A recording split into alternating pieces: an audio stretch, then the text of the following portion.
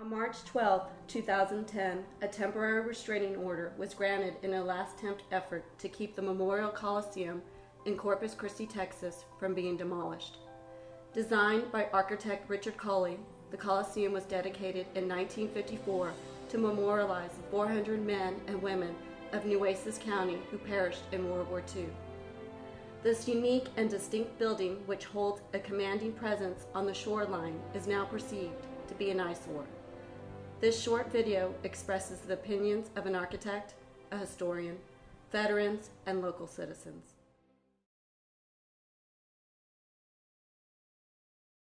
So, is the roof got damaged by Hurricane Ike, and they never repaired it? It just starts looking more and more tattered, and then the public comes up in arms and say, we're just getting another building that's going to sit there like the old courthouse.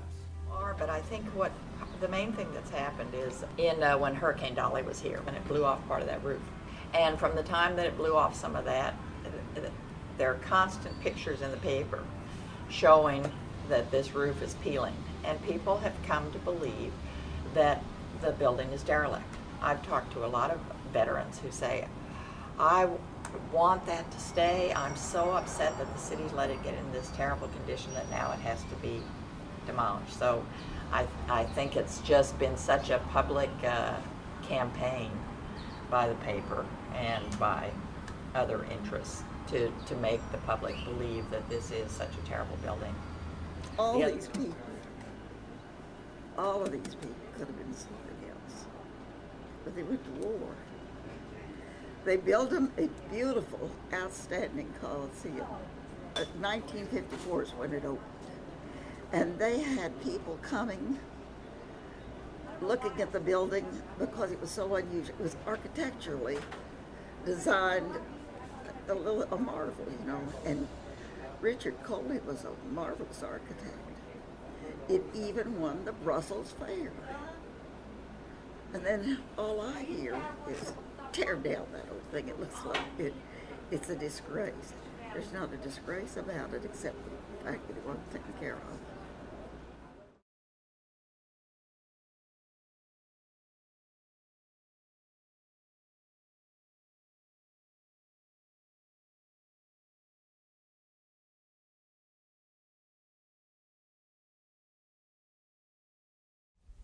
At the urging of the Gold Star Mothers, which were, a group of women whose siblings had been, or their children, had been killed in World War II, to make it a war memorial.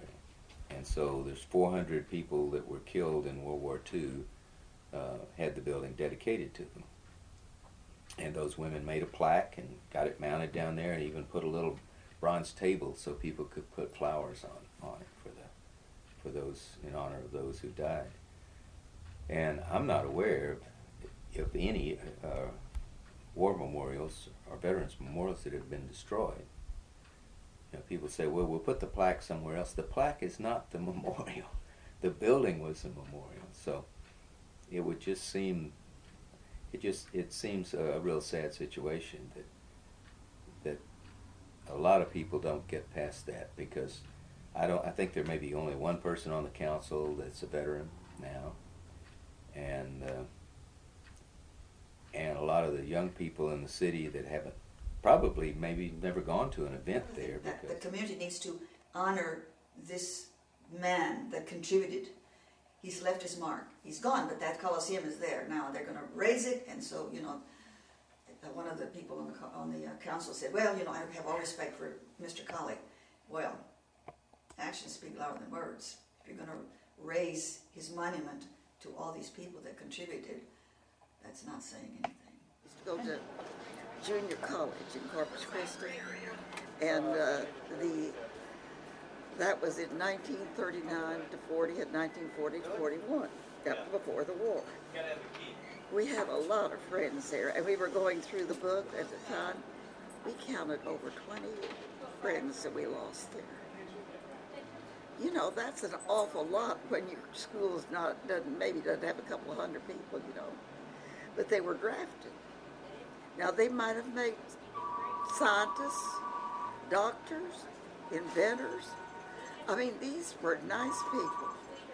And I was trying to think of some, we were talking yesterday, like Roy Wilkinson. Now, Roy was a quiet boy. His mother sold real estate. He was in we had what we called a mystery club. And the only reason we called it the mystery club, we didn't know what to call it, we just wanted a club. And those were times where there was no dope. Now maybe some of them smoked, I don't know, but I know that when we would gather, nobody ever did. Nobody drank. We just had the nicest parties and get-togethers after school. And then there was Bob Arthur, Pete Hughes. Now Pete does have a building named after him. He flew a plane. He was supposed to bomb the Romanian oil fields. And so when he was hit, he could have bailed out. He wouldn't have had to accomplish his mission. He flew in there and accomplished his mission. Makes you want to cry, doesn't it? And then Billy Brownlee, see Brownlee Street, 13th Street. Billy Brownlee was a shy person. He was real tall, and I remember when he was supposed to talk in English, he was supposed to give a speech. He stood up there and he chewed his gum and chewed it. He finally got his speech out, and everything. But I think he was the one that was killed in Pearl Harbor. That's why they named that street after him like that. Ogden Glaze was another member. And Oliver Scales, he was in a submarine that was lost. And Albert Cox, and we lost 2 million, I think, Americans that we lost. Now I can tell you the people that were injured too. Like Tommy Cartwright was a machine gunner.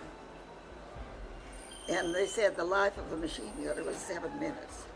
He was so proud of himself, he lasted 7 days before they got him. And then he got a Silver Star. But there are so many, and I couldn't find my annuals to look where I could really name them all. Now they're all faces to me. They're all personalities. If we don't have a building to honor them, that's sad.